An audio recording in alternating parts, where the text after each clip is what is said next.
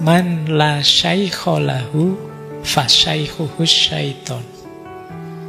Barang siapa yang tidak punya syekh, tidak punya syekh itu berarti tidak punya mursyid, maka syekhnya adalah setan. Pak, saya tak mikir sendiri, Pak, ngarang sendiri gimana caranya bisa dekat sama Allah. Itu ya kemungkinan nafsumu ikut main, setanmu ikut main.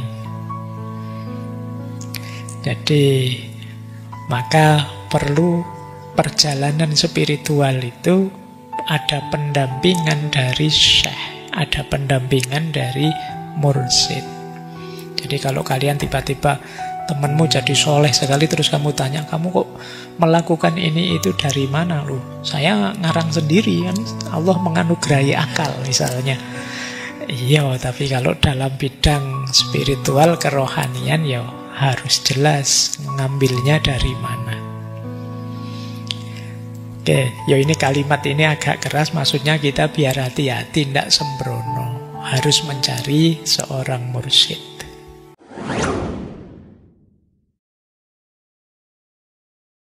Bismillah, mari kita lanjutkan lagi ngaji kita.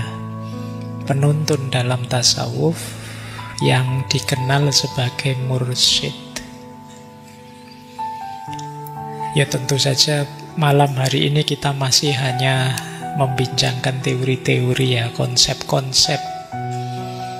Siapa tahu teman-teman bisa mengambil manfaat hikmah dari konsep-konsep tentang mursyid ini.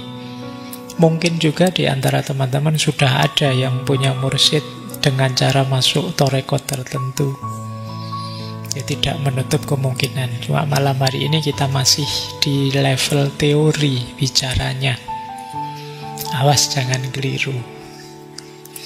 Kalau teman-teman ingat dulu waktu kita ngaji Al-Kasfu wa Tabyin karya Imam Ghazali, di antara ketertipuannya ahli ilmu itu, dia sebenarnya masih hanya di level teori, sebenarnya masih di level konsep, tapi merasa sudah menjalankan, sudah memiliki. Ini termasuk cirinya orang yang tertipu. Saya beberapa waktu lalu tiba-tiba ada orang mendatangi saya, terus beliau bilang begini, Pak Faiz, saya akhirnya paham ilmu ikhlas. Ya. Dan dia merasa sudah luar biasa, sudah paham ilmu ikhlas itu sudah luar biasa. Kan ya terus saya tanya, loh Bapak apa sudah mempraktekkan ikhlas? Toleh-toleh dia. Iya ya, masih hanya ilmu, masih baru paham, belum dijalankan. Masih baru ngerti. Kadang-kadang kita begitu. Baru paham tentang mahabbah, cinta ilahiyah, baru paham saja. Diri kita belum berubah apa-apa, tapi kadang-kadang kita merasa sudah. Jadi kita merasa sudah menjalankannya. Apalagi seperti saya ini godaannya besar. Sudah menceramahkan tentang ikhlas, menceramahkan tentang karomah. Itu rasanya kayak sudah punya karomah sendiri saya. Wong ya cuma cerita. Ya, baik. Ini untuk dihati-hati teman-teman. Makanya kata Imam Ghazali, ilmu itu juga tidak boleh berlebihan. Ilmu itu anugerah dari Allah. Tapi jangan lupa di balik setiap anugerah ada amanah. Apa yang harus kita lakukan, apa yang harus kita jalankan. Oke, nanti kita lihat ya teman-teman dapat anugerah ilmu apa malam hari ini saat kita belajar tentang mursyid dalam tasawuf. Berarti nanti di balik anugerah itu ada amanat untuk dihidupkan, untuk dijalankan. Yo, bismillah, kita mulai ya belajar. Ini saya mengambil konsep-konsep umum saja tentang mursyid, tidak konsep-konsep spesifik.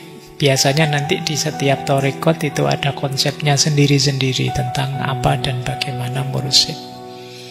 Ini saya membawa materi yang sifatnya kulliyat saja, materi-materi umum tentang apa dan bagaimana mursyid itu.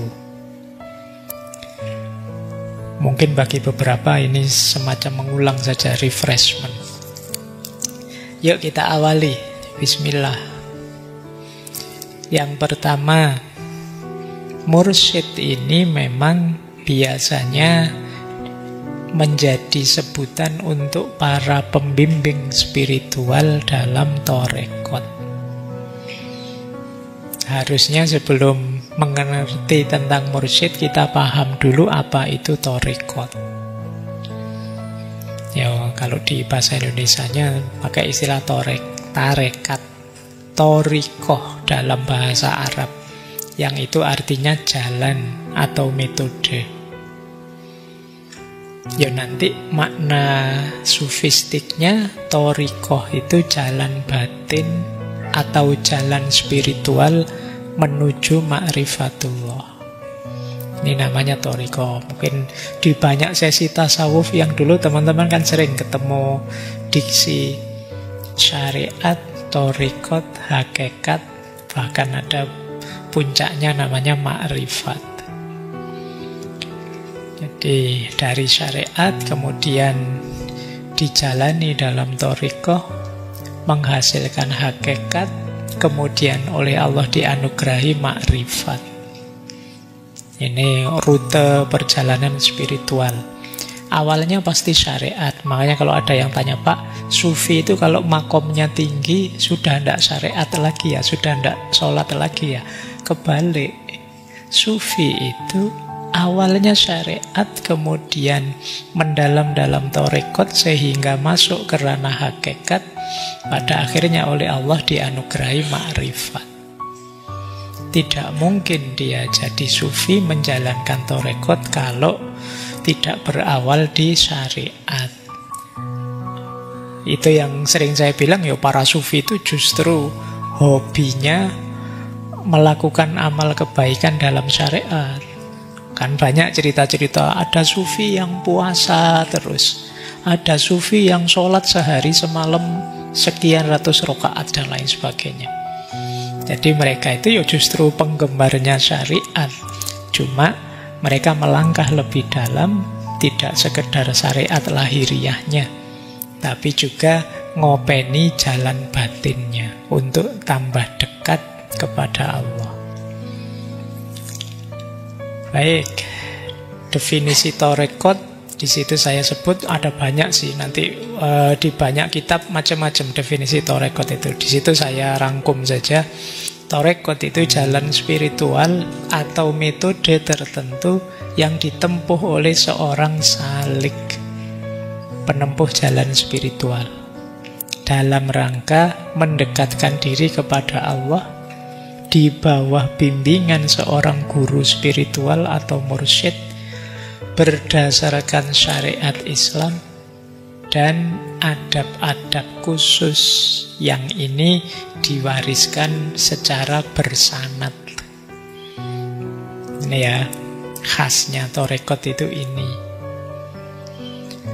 Nah, unsur-unsurnya itu saya sebut ya, ini mungkin teman-teman pernah dengar, tapi malam hari ini kita tidak mungkin mendalami semuanya. Kapan-kapan kita bahas tentang suluk, salik, wirid, zikir, adab-adab torekot dan lain sebagainya.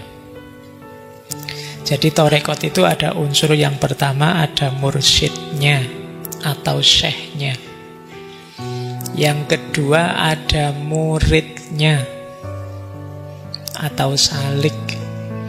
Yang ketiga biasanya ada baiatnya. Baiat itu deklarasi, pernyataan bahwa saya siap menempuh jalan spiritual. Ini baiat, nanti masing-masing torekot punya metodenya sendiri. Biasanya ada amalan-amalannya, wirid, zikir, dan lain sebagainya. Terus ada adab-adabnya, apa yang jangan dilakukan, apa yang harus dilakukan. Terus ada suluknya. Suluk itu metode mendekatkan diri pada Allah. Isinya biasanya riyadhah-riyadhah. Kemudian ada robitoh. Robitoh itu ikatan, kedekatan antara guru dengan murid. Dan yang terakhir ijazah. Cuma ini ijazah yang asli ya. Bukan ijazah yang jadi masalah. Nah, agak beda ijazah di Torekot dengan ijazah di... Kamu tidak bisa nyari fotokopinya kalau ijazah ini. Itu hanya mursyid dan murid yang tahu ijazah ini. Baik, ini unsur-unsurnya. Ya, saya tidak bahas semuanya, tidak nyampe waktunya. Ini kita bahas mursyid saja. Ini akan sangat panjang membahas mursyid ini. Cuma saya ingin masuk ke sini. Ini pertanyaan sering sekali ditanyakan ke saya. Dianggapnya saya itu sejenis mursyid mungkin. Padahal bukan pasti. Oke ya. Ini terus pertanyaannya begini. Apa setiap orang harus mengikuti Torekot? Ini para ulama berbeda pendapat. Jadi saya tidak mau menyebut mana yang paling benar, tapi ada perbedaan pendapat di kalangan para ulama. Masing-masing punya argumennya, punya dasarnya. Ada yang bilang harus ikut Torekot, wajib ikut Torekot, meskipun kemudian tidak di Torekot-Torekot yang formal resmi itu, tapi harus ada mursyidnya, ada penuntunnya dalam agama itu. Atau tidak wajib. Ini dua pendapat. Kalau yang wajib ikut Torekot, mereka bilang alasannya untuk sampai pada ma'rifatullah, hadir ke hadirat Allah, harus ada bimbingan mursyid yang bersanad. Tentu saja mursyid ini ya, yang paling mudah ketemunya kan di Torekot. Torekot itu yang muktabaroh. Kalau yang tidak wajib akan bilang tidak apa-apa. Penyucian jiwa wajib. Membersihkan hati, menempuh jalan mendekat pada Allah itu wajib. Tapi masuk ke Torekot tidak. Bisa dengan ilmu, dengan amal, pembinaan akhlak secara umum boleh saja. Jadi yang wajib itu membersihkan hati, tazkiyatun nafasnya. Masuk Torekotnya tidak. Nah terus dasarnya apa? Kalau yang bilang wajib ikut Torekot, loh suluk itu yang benar ya memang ada nuntun. Masuk kita ngarang sendiri? Atau gimana caranya kalau tidak ada yang nuntun, tidak ada mursyidnya? Yang mursyid ini punya sanad yang nyambung sampai Nabi. Torekot-torekot ini sanad keilmuan ya, bukan sanad yang garis darah. Jadi sanad keilmuan itu saya berguru ke siapa, gurunya berguru ke siapa. Yang ini terus nyambung pada akhirnya rantai sanad keilmuan ini sampai pada Rasulullah. Nah ini ya mas, ada mursyid yang sanadnya nyambung, yang bisa menyelamatkan kita biar tidak sesat. Ini ketemunya ya di Torekot, makanya ya kita masuk Torekot. Nanti ada yang tidak wajib kok. Wong sudah ada Al-Quran dan Sunnah. Alasan pertamanya itu, pedoman pokoknya kan sebenarnya Al-Quran dan Sunnah. Yang kedua, tidak gampang menemukan mursyid dan tidak semua tempat ada mursyid. Dan Islam itu universal serta beragam, macam-macam, tidak tergantung pada Torekot. Banyak orang baik, banyak orang dekat dengan Allah pun ya tanpa harus masuk ke Torekot. Ini argumennya yang bilang tidak wajib. Oke, baik. Ya terhadap Torekot yang lembaga itu, kalau yang pertama bilang wajib bagi penempuh jalan spiritual berbaiat dan masuk Torekot. Yang satu bilang Torekot itu memang bermanfaat tapi tidak wajib. Yang penting kita mengikuti syariat, akhlaknya baik, tidak melakukan yang dilarang. Ya, ini ada dua pendapat. Terserah teman-teman setuju yang mana ya. Masing-masing mesti punya opini sendiri, tidak apa-apa. Ya, kita lanjutkan. Ini untuk menjawab banyak pertanyaan yang diajukan. Sekarang Sekarang kita mulai membahas mursyid. Siapa mursyid? Mursyid itu ada yang namanya mursyid di sini. Nanti kalian bilang, kok susah Pak nyari mursyid? Nggak, banyak kok, coba kamu cari. Banyak yang namanya mursyid. Yang dimaksud pembimbing rohani, pembimbing spiritual, yang sudah mencapai makom tertentu dalam kedekatannya dengan Allah. Jadi di antara cirinya mursyid nanti, makomnya sudah tinggi dan punya otoritas untuk bimbing. Otoritas itu biasanya diperoleh setelah mendapat ijazah dari gurunya. Membimbing dalam hal pembersihan jiwa, ma'rifatullah. Jadi itulah mursyid. Jadi keywordnya mursyid itu pembimbing spiritual, punya makom yang tinggi, punya otoritas untuk bimbing, yang diurusi kebersihan jiwa dan ma'rifatullah. Ini, perhatikan keyword-keyword ini. Itu yang di bawah, yang tabel itu untuk memudahkan kita. Jadi dalam Islam, pembimbing itu ada istilah mu'allim, ada istilah ustadz, ada istilah murabbi, dan ada istilah mursyid. Ini ada beberapa perbedaan titik tekan. Meskipun kadang-kadang kita makainya campur saja. Jadi mu'allim, ustadz, murabbi, dan mursyid. Kalau mu'allim ini biasanya, ini saya sebut biasanya ya, ini sebenarnya makna kamus saja.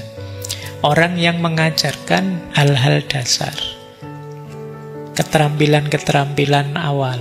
Kalau kalian dulu belajar tajwid, belajar ngaji huruf hijaiyah, belajar pokoknya keterampilan dasar untuk hidup, itu namanya mu'allim.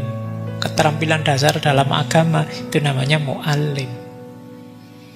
Nah, mungkin di sini banyak yang mu'allim. Yang kedua ustadz.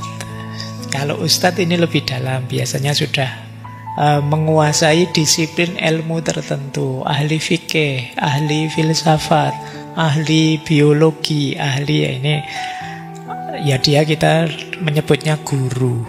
Nah, disebutnya ustadz. Konteksnya akademik, mengajarkan konsep-konsep, teori-teori, keilmuan-keilmuan. Nanti ada murabbi. Kalau murabbi lebih pada pembinaan karakter, akhlak. Jadi konteksnya pendidikan karakter, tarbiyah. Kemudian ada mursyid. Kalau mursyid ini tadi pemandu rohani. Konteksnya tasawuf apa toreko. Jadi ini kalau mau pakai secara lebih distinct, secara lebih jelas perbedaannya. Kapan disebut mu'allim, kapan disebut ustadz, kapan disebut murabbi. Ya tentu saja nanti nomenklaturnya beda dengan kalau yang diumumkan ada guru, ada dosen, ada guru besar. Kalau saya kan guru kecil. Itu yang saya kalau ditanya orang, Pak Faiz kapan guru besar? Ya, saya jawabnya kelihatannya saya sampai besok-besok guru kecil deh. Wong ya ndak besar-besar. Oke ya, ini untuk memahamkan istilah-istilah kita. Baik, kita minggu pertama kemarin belajar tentang guru dari John Dewey, itu level 2. Kalau yang Imam Ghazali dulu tentang akhlak itu mungkin jenis murabbi, yang membimbing karakter akhlak. Nah, malam hari ini mursyid. Apa bedanya mursyid dengan ustadz, guru biasa? Ini biar bisa membedakan ya. Secara fungsi kalau mursyid pembimbing rohani, jadi batinnya yang dituntun. Kalau ustadz ya mengajarkan ilmu secara umum termasuk ilmu agama. Kalau secara otoritas mursyid itu dapat ijazah dari mursyid sebelumnya biasanya. Kalau guru ya seperti saya itu ijazahnya dari kampus, dari sekolah. Mungkin syahadah dari pondok dan lain sebagainya. Ini ustadz biasa, guru biasa, ijazah formal. Yang itu tadi bisa asli, bisa palsu, itu yang ini. Kita tidak bisa pura-pura. Saya sudah dapat ijazah dari mursyid. Siapa itu? Tidak bisa. Palsu tidak bisa. Karena ada hubungannya dengan kualitas diri. Justru bukti bahwa sudah dapat ijazah itu makom. Jadi tidak sekedar kertas. Makom spiritualnya tinggi, orang jadi yakin memang dapat ijazah benar. Tapi kalau sekedar pengakuan itu mungkin orang tidak terlalu percaya. Baik. Yang ketiga, hubungan guru-murid. Kalau hubungan guru-murid dengan mursyid tadi ya namanya robitoh, kedekatan batin. Kalau guru biasa, hubungan guru-muridnya ya intelektual, formal, biasa. Jadi saya sama kalian misalnya itu kan ini intelektual saja. Jadi tidak sedekat mursyid sama muridnya. Tujuan pengajaran tadi ya tazkiyatun nafs, ma'rifatullah. Kalau ustadz biasanya ya transfer ilmu, membuat pandai, membuat pintar, itu ustadz. Ukuran perkembangan, kalau mursyid makomnya tambah naik, tambah naik. Kalau ustadz ya penguasaan materi saja. Makanya tadi mungkin berhenti di ilmu, berhenti di konsep. Tapi kalau mursyid kok muridnya ndak, makomnya ndak naik-naik, itu dia akan merasa tertantang untuk mengajar lebih keras. Karena targetnya adalah makom rohani murid-muridnya naik. Dari sisi sanad, mursyid harus ada sanad yang nyambung sampai Rasulullah. Kalau ustadz tidak. Jadi tidak jadi syarat. Nyambung alhamdulillah, tidak nyambung juga tidak masalah, karena yang dilihat adalah penguasaan materinya.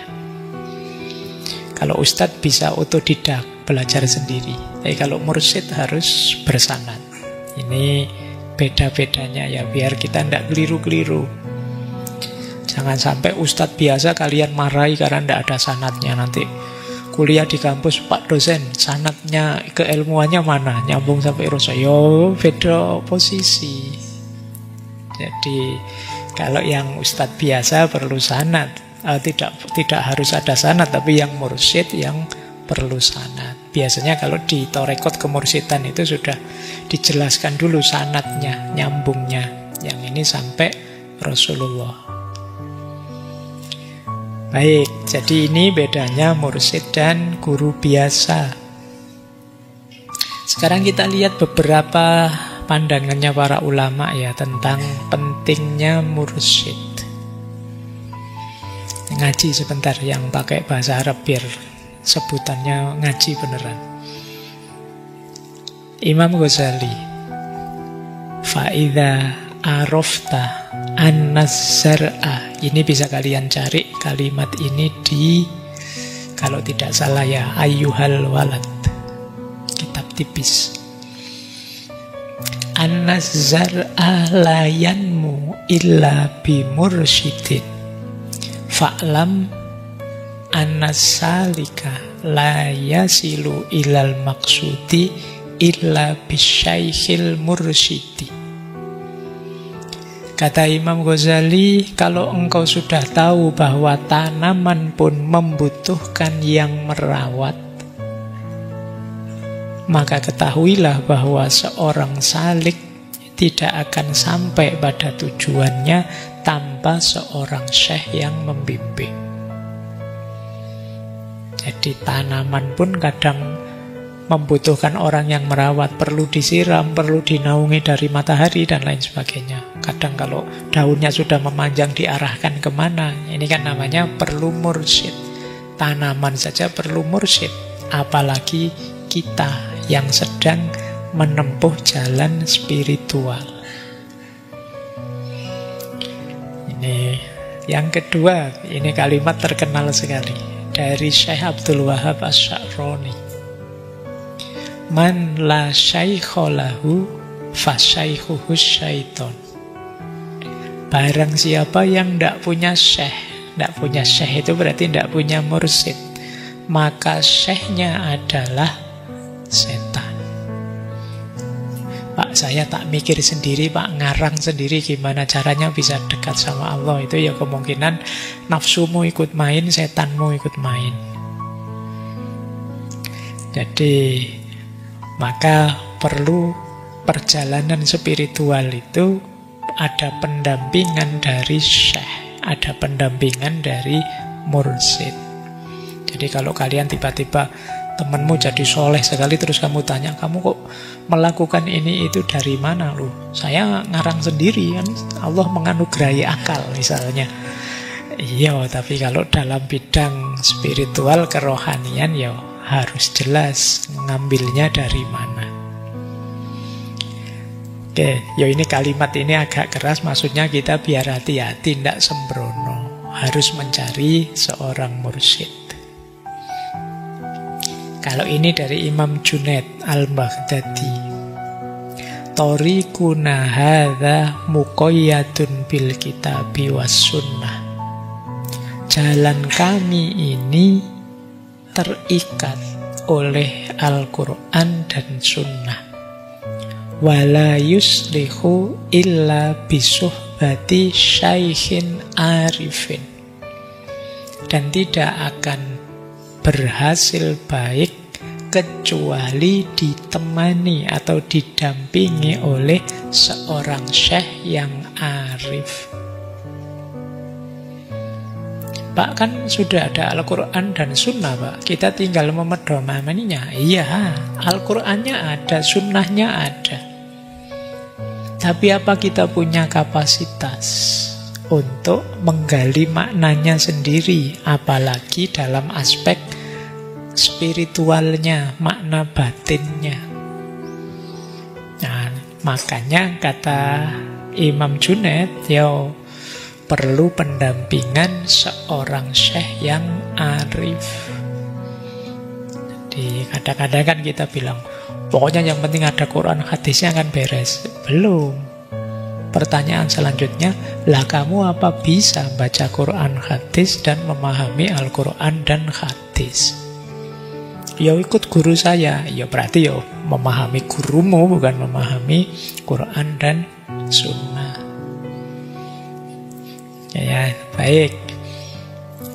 Kecuali mungkin ada yang memang makomnya sudah tinggi, sudah mujtahid, mutlak, mustakil gitu ya. Kamu boleh kembali sendiri pada Alkitab was Sunnah.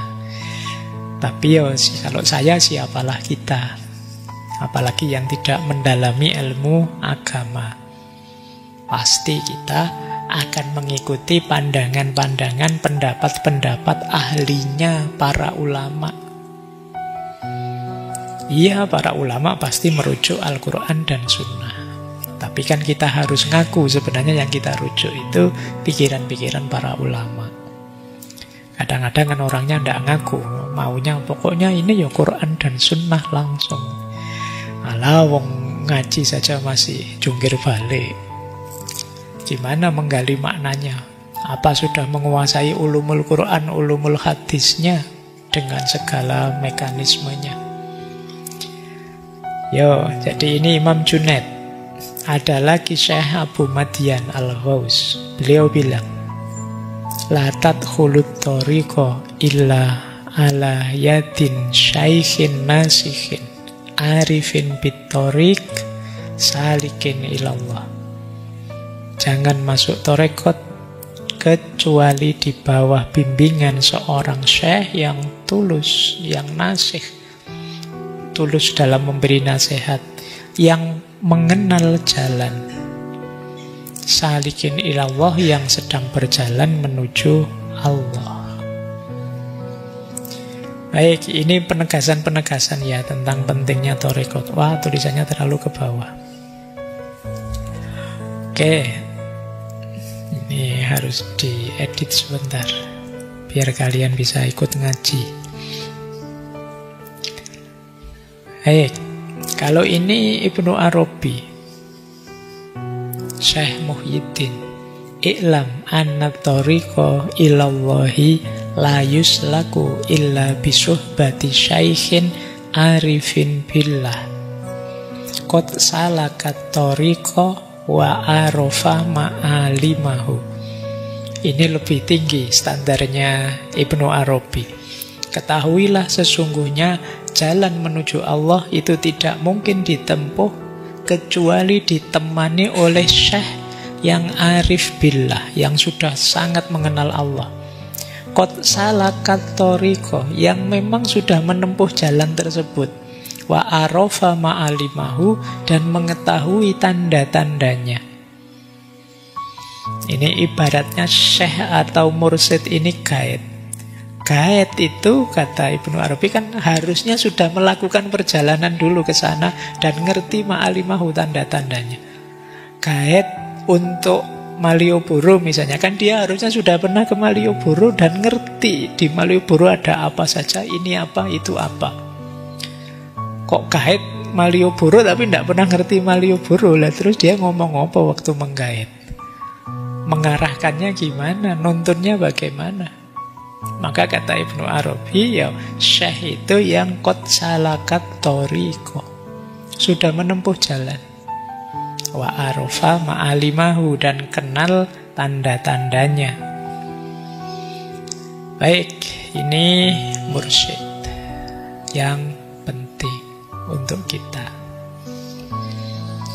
Terus, ini lagi-lagi saya harus jawab pertanyaan.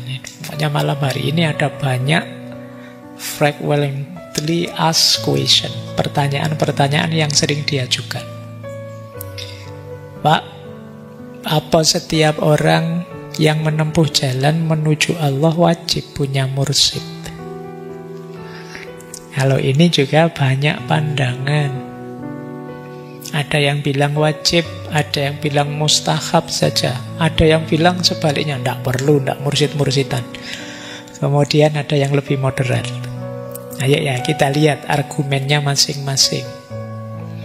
Yang bilang wajib ada beberapa. Tadi ada Ibnu Arabi, Imam Ghazali, Imam Qushairi, Syekh Ahmad Zarruq, Syekh Abdul Wahab Asy'arani.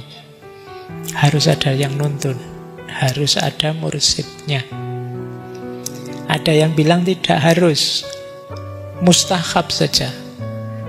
Lebih utama ada mursyid, kalau tidak ada ya tidak apa-apa. Misalnya Syekh Ibnu Qayyim Al-Zawji, menurut beliau, jika seseorang ikhlas, jujur, dan mengikuti syariat, maka Allah akan membimbingnya tanpa perantara. Oh, ini keren, dibimbing langsung oleh Allah. Tapi syaratnya tidak gampang. Mengikuti syariat, jujur, dan ikhlas. Wong tadi cerita saya di depan orang sudah sepuh baru ngerti ilmu ikhlas kok. Kalian ini sudah menjalankan ikhlas, jujur, dan mengikuti syariat. Ada memang beberapa ulama salaf yang sangat zuhud, warok, dan tidak memiliki mursyid, meskipun punya guru syariat. Dan mereka memang pada dasarnya tekun menjaga syariat dan ikhlas. Ada yang tidak setuju, biasanya alasannya dua. Khawatir mursyid itu dikultuskan. Yang kedua, kan sudah ada Al-Quran dan Sunnah, sudah ada ulama-ulama syariat. Ini alasannya yang bilang tidak perlu. Nanti ada beberapa pandangan moderat. Jadi pandangan-pandangan sebelumnya dijadikan satu. Yang pertama, mursyid itu tidak wajib secara syar'i, tapi sangat dianjurkan secara amali dan secara tarbiyah. Jadi memang hukumnya mungkin mustahab saja, tapi penting bagi orang tertentu, mungkin lebih baik punya mursyid. Kenapa? Yo, mungkin saja orang sampai pada Allah tanpa bimbingan mursyid, tapi resikonya tinggi.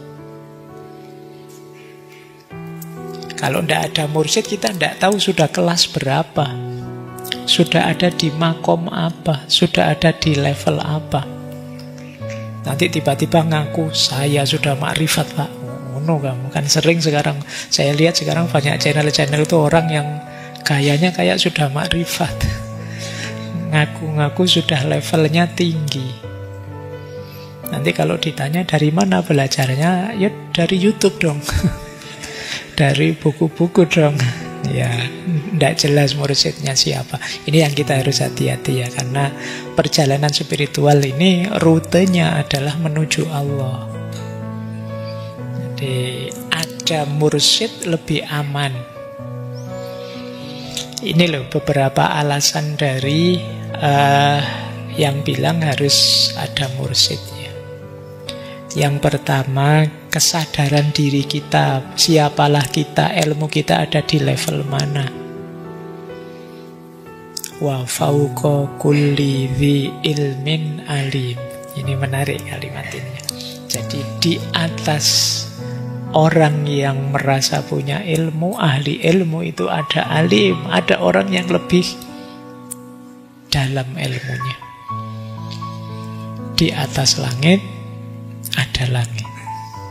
Jadi jangan merasa sudah, saya sendiri sudah pinter kok Pak, saya cerdas kok Pak, itu diakui teman-teman saya itu enggak. Fauqa kulli dzi ilmin alim. Rendah hatilah, akuilah, terbukalah, banyak orang yang lebih tinggi ilmunya daripada kita. Jangan berhenti belajar, jangan merasa sudah bisa, sudah mampu. Jadi cari pembimbing, cari penuntun yang bisa mengupgrade kualitas diri kita. Kan saya punya akal Pak. Iya, cuma akal ada beberapa kelemahan. Akal itu mudah tertipu, mudah tersesatkan. Kalau ini ada banyak uraiannya Imam Ghazali. Kamu anggap benar padahal tidak. Tapi akal bisa membenarkan. Kadang-kadang saya contohkan begini, pinternya akal kita itu Pak, yang salah pun bisa jadi benar. Saya contohkan, dulu ada mahasiswa sama mahasiswi, tiba-tiba kok pacaran terus nginep hotel berdua. Nah, bisa dibayangkan ya kalau berdua nginep hotel, kan tidak mungkin tadarusan, ngaji, tahajud, kan tidak mungkin begitu.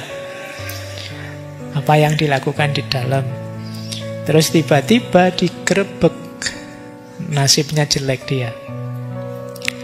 Harusnya dia nyari hotel yang kelas tinggi, yang mahal-mahal. Karena tidak ada penggerebekan kalau di hotel yang mahal-mahal itu. Penggerebekan mesti hotel yang bawah-bawah itu. Nah dia digerebek. Nah anak ini pinter. Waktu diwawancara kalimatnya apa? Loh, saya kok ditangkap, salah saya apa?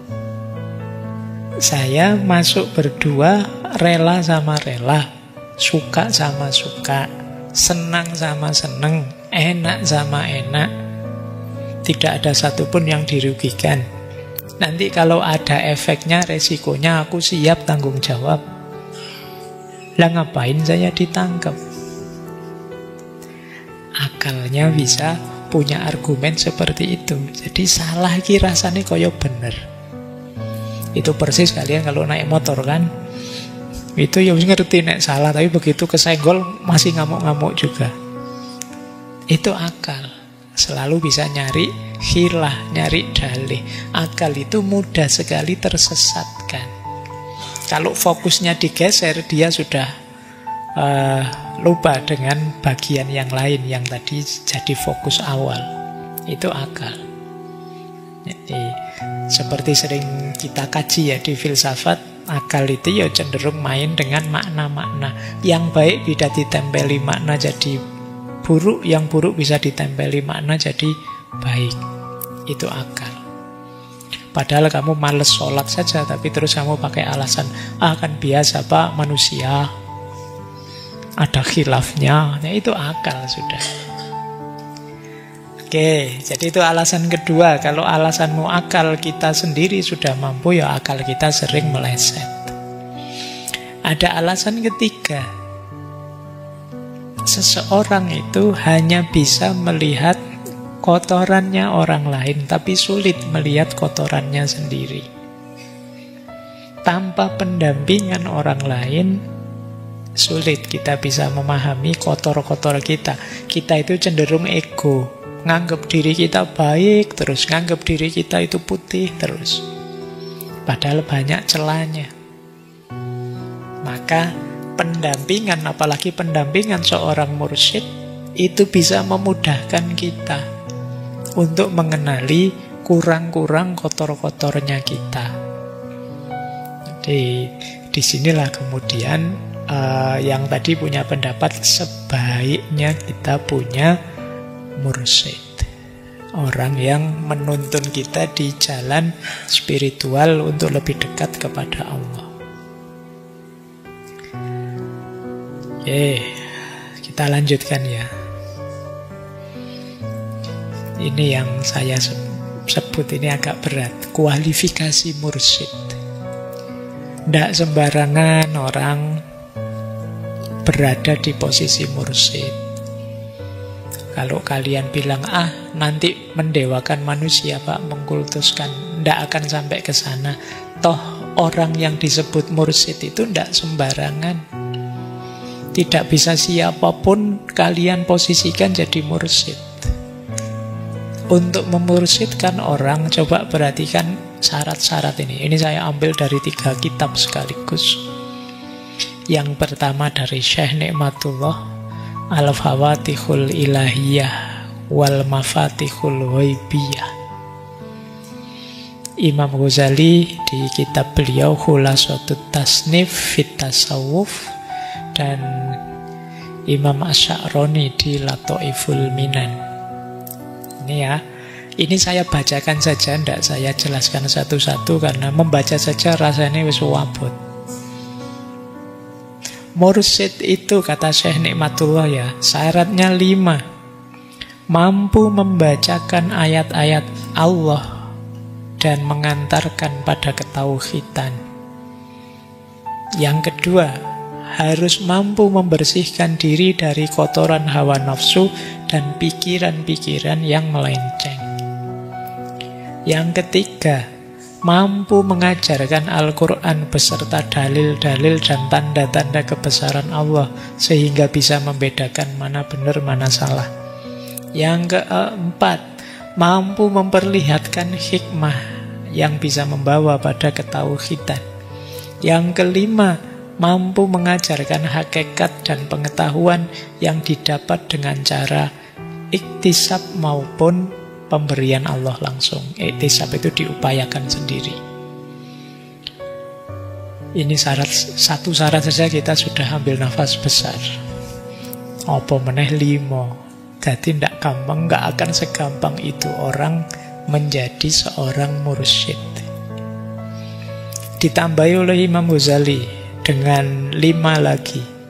Mursyid itu harus alim, zuhud, bersanad sampai Rasulullah, gemar riyadhatun nafas, latihan, makan sedikit, ngomong sedikit, tidur sedikit, diperbanyak ibadah, sedekah, puasa.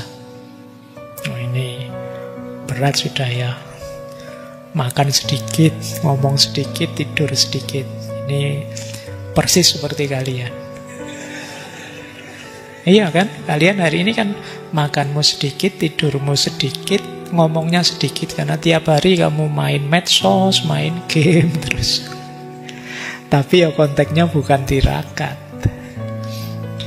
Jadi makan sedikit, ngomong sedikit, tidur sedikit, itu dalam rangka riyadhatun nafas, melatih jiwa. Kemudian yang kelima, akhlak-akhlak yang terpuji. Sabar, syukur, tawakal, yakin, qanaah, khilm, tawadu, jujur, haya. Nah, ini ngambil nafas lagi kita ya. Oke. Apa bisa Pak ada orang seperti itu? Buktinya juga dalam sejarah banyak. Mungkin kita menganggapnya sangat tinggi, sangat sulit dijangkau karena memang kita tidak pernah punya niat ke sana. Kita merasa yang seperti ini bukan dunia kita, wah itu semacam dunia diantah berantah, jadinya rasanya berat. Tapi yang sudah menggeluti pada akhirnya ketika istiqomah sungguh-sungguh akan bisa sampai ke sini. Apalagi kemudian Allah ridho, bantuannya Allah itu bantuan paling besar. Kalau Imam Sya'roni menambahkan 5 lagi, jadi ini masing-masing 5 jadi 15. Punya ilmu mukasyafah yang bisa membedakan kebenaran yang sejati dengan prasangka-prasangka, opini-opini. Bisa membedakan mana mubah, mana wajib, mana mustahil, baik urusan dunia maupun urusan akhirat. Yang ketiga, punya kemampuan membedakan ini bisikan malaikat, ini bisikan setan, dan juga bisa membedakan ini cita-cita yang tinggi dan ini gangguan mental. Jadi ini cirinya ya, karena kadang bisikan itu kalau kata Ibnu Arabi dulu kan jenisnya 3. Ada dari Allah, ada dari setan, ada dari nafsu. Nah, ini bisa dilihat jenisnya. Kalau nafsu itu biasanya ngajak yang enak-enak. Pak, saya dapat bisikan bahwa untuk semester ini saya boleh tidak masuk kelas full 1 semester misalnya. Ini bisikan loh Pak, itu yaitu nafsumu, kamu pengen bolos saja. Kalau bisikan setan ngajak yang sesat-sesat, ngajak bunuh orang, ngajak menyakiti orang. Daripada nganggur bikin hoax yuk. Nah, itu bisikan setan namanya. Kalau itu ilham dari Allah, pasti untuk kebaikan-kebaikan. Jadi paling tidak itu ya jalan simpel untuk membedakannya. Kok bisikan kok ngajak enak? Pak, saya mungkin tadi malam dapat bisikan dari malaikat, seminggu ini sholatnya libur misalnya. Itu tidak mungkin sudah. Syekh Abdul Qadir Jailani pernah itu mendapatkan bisikan seperti ini. Wahai Abdul Qadir, engkau hamba Allah yang paling taat, yang paling mulia. Mulai saat ini engkau bebas dari segala macam ibadah. Makommu sudah sangat tinggi. Jawabannya Syekh Abdul Qadir Jailani, aku yakin yang sedang bersuara ini bukan malaikat tapi pasti iblis. Karena hanya setan yang menyarankan hal-hal yang menyesatkan. Nah, mursyid harus ngerti ini. Jadi dulu waktu kita sesinya Syekh Junaid Al-Baghdadi, kan ada beliau ini juga mursyid, salah seorang muridnya itu yang merasa kasyaf, merasa makrifat. Ceritanya muridnya ini setiap kali habis maghrib, habis isya itu selalu dijemput oleh kereta kencana, dibawa ke istana, ketemu istana yang penuh emas dan lain sebagainya. Dan itu tiap malam. Dan dia merasa, wah ini berarti saya sudah makrifat, levelnya tinggi. Nah, akhirnya lapor pada gurunya, wahai Syekh, saya sudah tinggi ini level saya, makom saya. Oleh Syekh Junaid, oke ya, nanti kalau kamu sampai ke sana lagi, coba waktu di sana kamu baca istighfar saja. Dan benar, begitu sampai di sana dijemput lagi, di sana teringat pesan gurunya baca istighfar, dan yang dia anggap istana berlapis emas itu ternyata hanya tempat sampah saja, buangan kotoran-kotoran. Ternyata yang jemput dia selama ini jin-jin dan lain sebagainya. Ini mursyid ya, bisa ngerti yang seperti itu. Baik, ini kualifikasi seorang mursyid. Nanti kalau kalian selesai ngaji boleh nanti dicek satu-satu ya. Berarti untuk jadi mursyid itu syaratnya seberat ini dalam tanda petik. Tidak sembarangan, tidak sekedar hanya karena mendengarkan 1-2 YouTube atau melakukan ini itu terus kamu merasa sudah makrifat saya Pak. Dengan kamu ngaku sudah makrifat saja menunjukkan kamu levelmu masih rendah.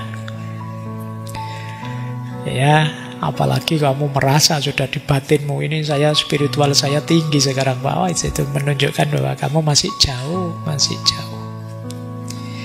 Ini khawatirnya seperti Imam Ghazali tadi loh. Kamu termasuk orang-orang yang tertipu, yang nipu dirimu sendiri.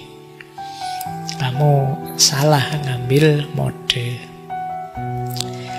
Yuk kita lanjutkan. Jenis-jenis mursyid. Ini ini kita perhatikan. Nanti boleh dicek mursyid level mana, mursyid apa guru saya selama ini, ustadz-ustadzmu selama ini. Ini dari beberapa sumber sih saya kumpulkan jadi satu ya. Termasuk dari Imam Qushairi dan lain sebagainya. Ada beberapa istilah. Ada mursyid kamil, ada mursyid muqarrib, ada mursyid ruhsah, ada mursyid zahiri, ada mursyid da'i. Yang tadi kita jelaskan itu mursyid kamil. Ini yang sudah paten posisinya sebagai seorang mursyid. Itu mursyid kamil. Jadi mursyid kamil itu sudah mencapai makom fana dan bako.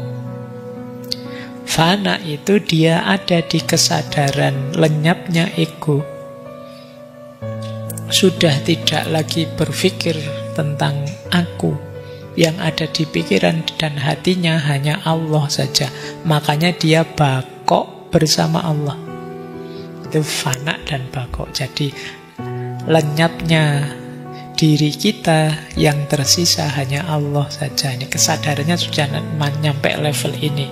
Ini namanya mursyid kamil. Yang kedua, ilmunya lengkap. Syariat, thariqat, hakikat. Ilmu lahir paham, ilmu batin paham. Ini mursyid kamil. Jadi tidak bisa hanya kebatinan saja.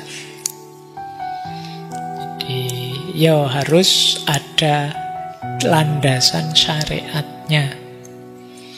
Ini yang mungkin sering disalahpahami orang. Atau kalau kalian mungkin gurumu ada yang ngajari, sudah makom kita sudah tinggi, kita tidak perlu sholat lagi, itu pasti bukan mursyid. Mursyid itu ilmu lahir dan ilmu batinnya lengkap. Kemudian mampu membimbing dari makom paling rendah ke makom paling tinggi. Mursyid kamil ini nanti kalau di Ibnu Arabi kadang disebut wali mursyid. Hakikatnya dia seorang wali yang kemudian jadi mursyid. Tidak semua wali bisa jadi mursyid. Dan tidak semua mursyid wali. Mursyid-mursyid selanjutnya belum nyampe level itu.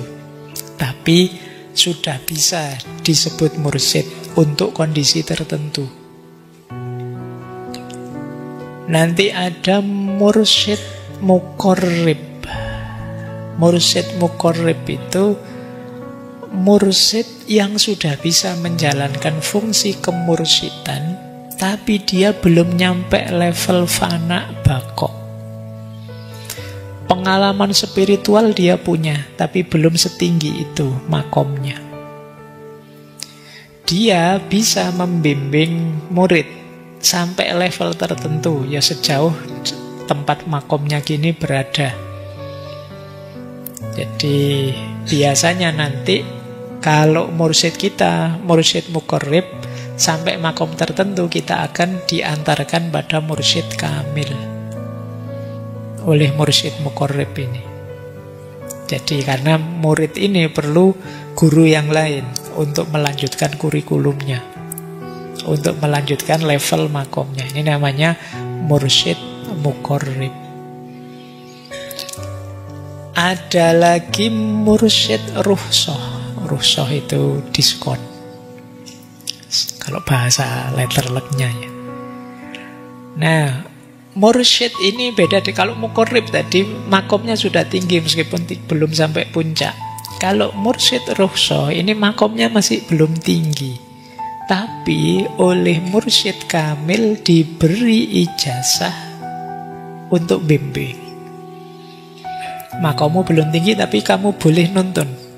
Mungkin karena secara syariat sudah matang dan orangnya bisa amanah menjalankan tugas kemursyidaan. Nah, biasanya mursyid rukhsah ini fokus pada mujahadah, zikir, menemani zikir, dan lain sebagainya, termasuk perbaikan-perbaikan akhlak. Jadi kalau mursyid rukhsah, makomnya sebenarnya belum tinggi, cuma dia diberi ijazah oleh gurunya, oleh mursyid kamil untuk mengajar, nuntun. Nah, ini namanya mursyid rukhsah. Jadi paling tinggi kamil, di bawahnya ada muqarrib, di bawahnya ada rukhsah.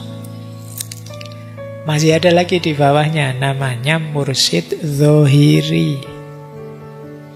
Kalau mursyid zahiri ini mursyid yang secara keilmuan dia sudah luas, tapi secara suluk dia belum. Ini namanya mursyid zahiri.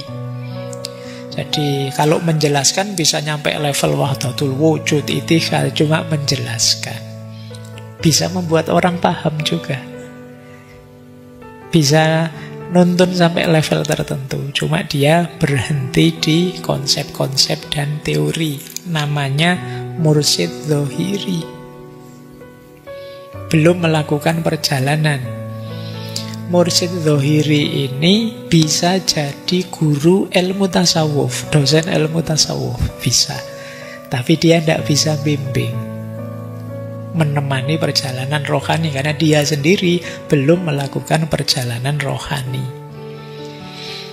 Jadi mursyid zahiri ini cocok kalau untuk pembekalan awal, pengenalan awal tentang tasawuf.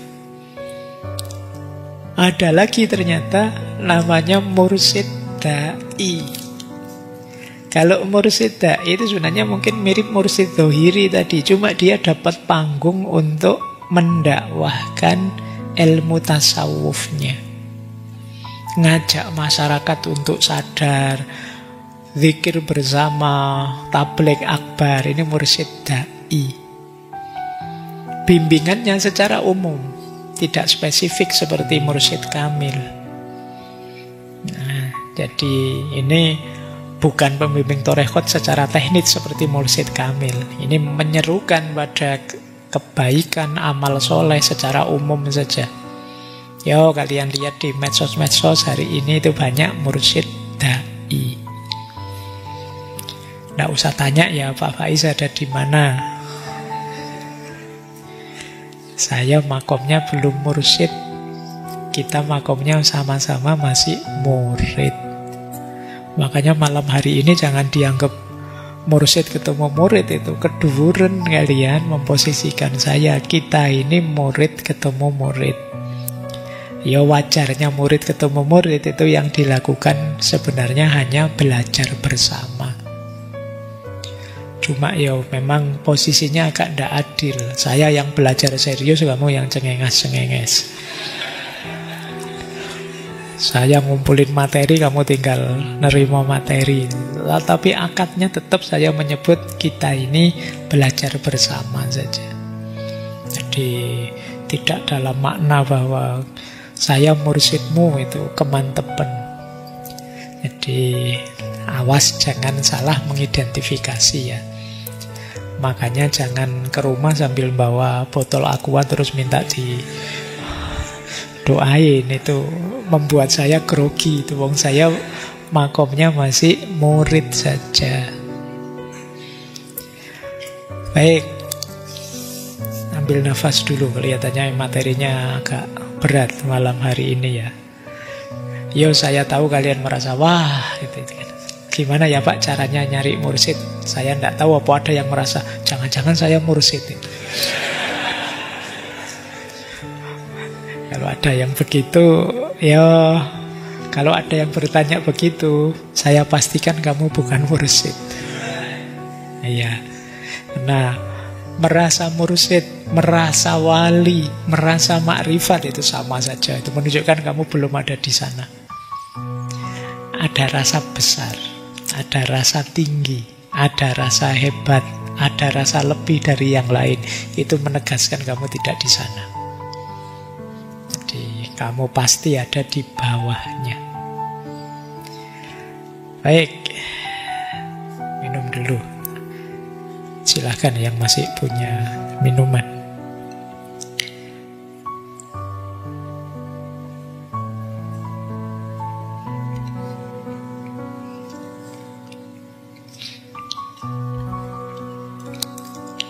Kita lanjutkan. Nah, sekarang temanya. Apa sih yang dilakukan oleh seorang mursyid?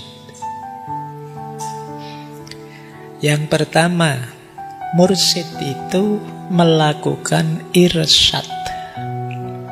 Irsyad itu menunjukkan jalan. Makanya istilahnya suluk, thariqah itu semuanya konotasinya dengan jalan. Jadi beliau penunjuk jalan. Diingat-ingat ya, penunjuk jalan itu berarti beliau jadi tidak punya makna kalau kita sendiri tidak berjalan. Tidak ada gunanya kalian belajar ilmu tasawuf sedalam apapun kalau kalian tidak melakukan perjalanan. Jadi kan ada banyak itu cerita-cerita sufi besar yang tiba-tiba tersadarkan bahwa iya, saya belum memulai perjalanan. Misalnya dulu kita pernah membahas Syekh Ibrahim bin A'zam, seorang raja yang tiba-tiba malam-malam mendengarkan orang jalan di atas genteng istananya. Terus Syekh Ibrahim sadar ini ada orang ini di atas istana. Terus ditanyalah oleh Syekh Ibrahim bin A'zam, wahai engkau yang di atas genteng, kamu mau maling ya? Mau nyari apa kamu malam-malam di atas genteng? Jawabannya pencuri ini, saya sedang mencari onta saya. Syekh Ibrahim itu, utekmu ning ndi, misalnya kalau bahasa Jawa ning ngono. Pikiranmu di mana? Nyari unta, misalnya seandainya untanya itu ada di sini, masa kamu nyarinya di atas genteng? Ya misalnya ke sini, ya kamu nyarinya di bawah. Terus maling ini kemudian bilang, loh apa bedanya dengan kamu? Kamu mencari Allah, mencari jiwa yang mutmainah, apa bisa dalam istana seperti itu? Dikerubuti oleh beragam kepentingan, perlombaan nyari harta, dan lain sebagainya. Nah, saat itu Ibrahim bin A'zam sadar, iya ya, salah tempat saya ini. Nah, tiba-tiba saja terus semua atribut kerajaannya dia lepaskan, bajunya, semuanya. Nah, terus pergi ke hutan, malah menjalani uzlah. Nah, saya tidak tahu kalian mampu tidak begini ya. Ditinggalkan semuanya, laptopmu, HP-mu tinggal semua, terus melakukan suluk. Dan itu yang dilakukan, dan akhirnya beliau jadi sufi besar. Dan ada banyak kisah-kisah seperti ini. Orang sadar bahwa ini saatnya saya memulai perjalanan. Tentu saja kemudian perlu pendampingan seorang mursyid. Guide-nya itu mursyid. Beliaulah nanti yang menunjukkan ini yang harus dilakukan, itu yang tidak dilakukan. Oh, jiwamu masih kotor, masih ego, masih penuh pamrih, dan lain sebagainya. Caranya begitu. Mereka yang menunjukkan, kita yang berjalan. Baik. Jadi peran mursyid yang pertama penunjuk jalan. Peran yang kedua membimbing seorang murid membersihkan diri dari penyakit-penyakit hati. Seperti riya, ujub, hasad, sombong dan lain sebagainya. Ini biasanya orang yang levelnya mursyid itu tahu penyakit apa yang ada di hatimu. Mungkin selama ini kamu terlalu sombong, selama ini kamu terlalu ujub, kamu terlalu cuek, kamu terlalu cengengesan, itu tahu. Kadang-kadang mursyid seperti ini itu memberi pendidikannya tidak terduga. Yang diperintahkan juga kadang tidak masuk akal. Tapi seorang murid harus mau menempuh itu. Kadang-kadang seperti dokter itu kan tidak menunjukkan obat ini itu untuk menyembuhkan bagian mana. Kadang ya dikasih saja. Kita tinggal patuh minum obat itu. Nah, kalau dalam dunia tarekat biasanya begitu. Mursyidnya menyuruh apa saja, muridnya tinggal menjalankan. Karena mursyid ini tahu ada penyakit apa di batinmu. Ya, saya ada beberapa pengalaman yang seperti itu. Ada perintah-perintah yang ini rasanya kok tidak masuk akal ya, tidak nyambung dengan pikiran. Tapi pada akhirnya belakangan, oh iya ya, mungkin ini maksudnya ke sini atau maksudnya ke situ. Itulah gunanya pemurnian hati dan jiwa. Jadi riyadhatun nafs tadi. Ini peran kedua dari seorang mursyid. Peran ketiga seorang mursyid adalah penghubung. Ini ya, menyambungkan sanak tadi. Karena beliaulah pewaris rohani, pewaris keilmuannya.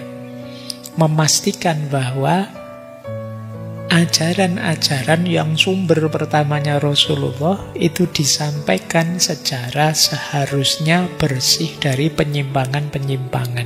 Ini tugasnya mursyid. Jadi memastikan sudah disampaikan apa adanya. Tuntunan-tuntunan pembersihan jiwa, pembersihan batin. Kemudian tugas mursyid yang lain, yang keempat adalah mencegah kesombongan spiritual. Biasanya penyakit yang paling sulit dilawan itu ego, rasa diri.